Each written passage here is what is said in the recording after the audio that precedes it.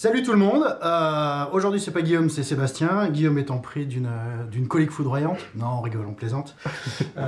C'est moi qui vais présenter Tiny, donc c'est la boîte collector de Tiny. Hop.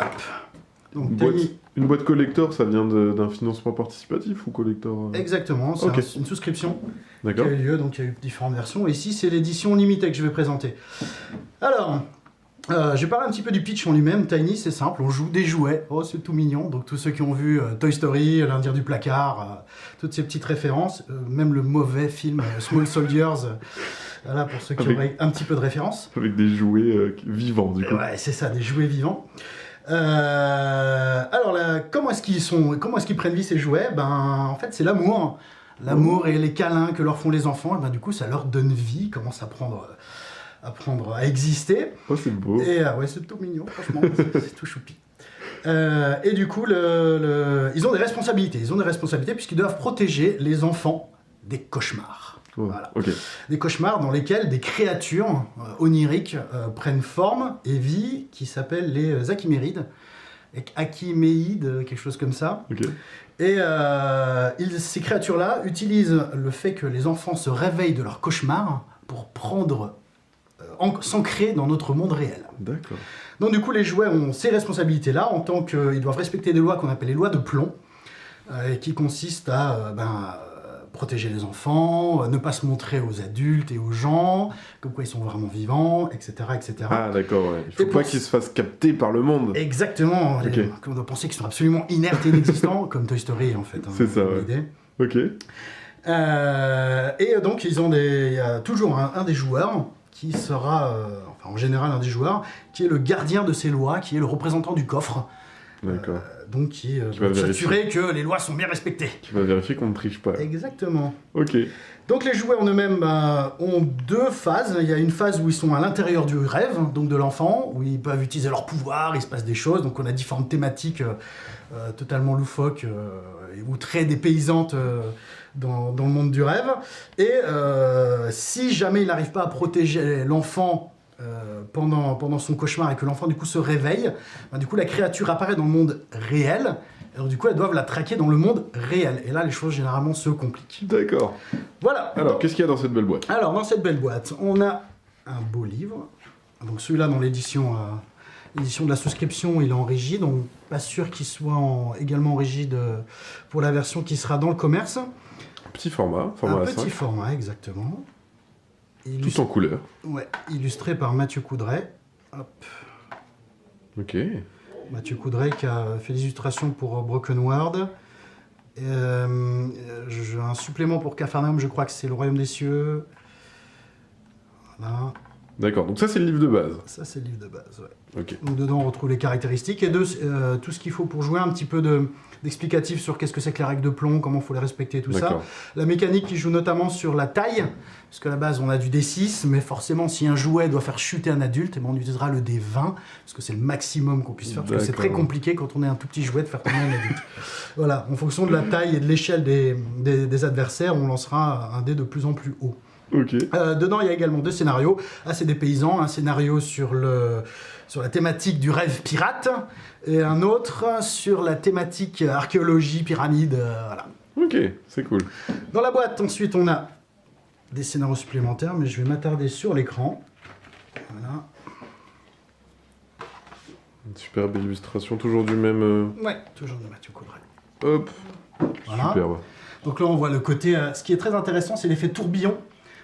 Ça c'est quelque chose qu'on retrouve assez dans l'univers en lui-même, ces phases de transition, qui sont assez décrites, un peu comme c'était le cas, je pense notamment à Rêve de Dragon avec l'effet des brumes. Mmh. C'est magnifique. Hein. Voilà. Ok. Hop là, un petit verso. Voilà. Hop. Toujours les rappels pour le MJ. Exactement. Ok. Hop là.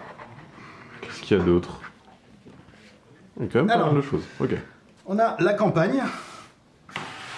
La campagne, donc ça, 1, 2, 3, nous irons au bois. Alors, cette campagne, on retrouve un des personnages qui était déjà dans le scénario d'initiation qui s'appelle Nathan, qui va dans un camp de vacances.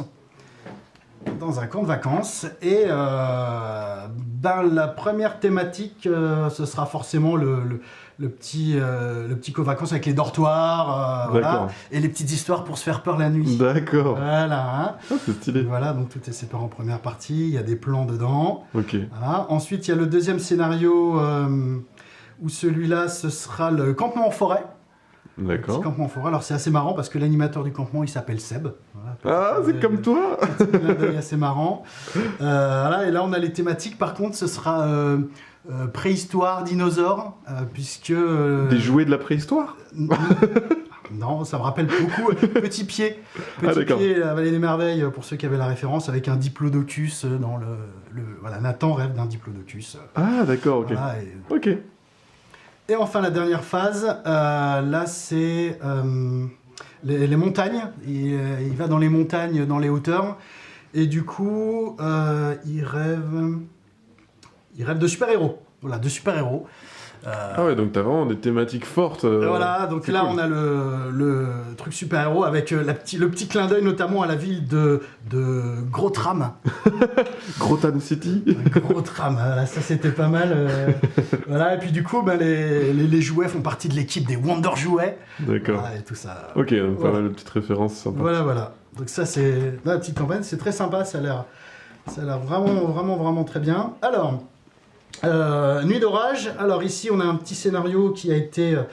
c'est celui-là qui a été débloqué grâce à la souscription. D'accord. Alors ici, on est sur un thème...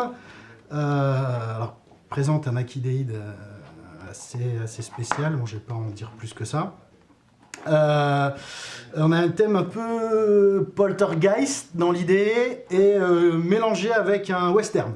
Ok. Voilà. Ok, ça marche.